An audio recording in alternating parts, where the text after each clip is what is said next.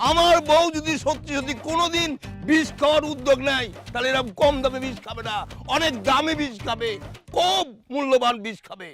হ্যাঁ, খাঁটি কথা বলছো, খাঁটি কথা বলছো, ঠিক আছে, অসুবিধা নাই। তুমি যখন আমার কাছে বিচার দিলা, আমি মাইক মজিদরে বলবো কেন সে এই কাজটা করছে, ঠিক আছে? আমি একটা কথা বলি কেরানি, তুমি যদি বিচার করতে না পারো আমি কিন্তু এর বিচার করে থাকবো, কারণ আমি মেম্বার, আমার একটা মান সম্মান আছে, এই সম্মান নিয়ে আমি কাউকে ভুলুণ্ঠিত করতে দেব না।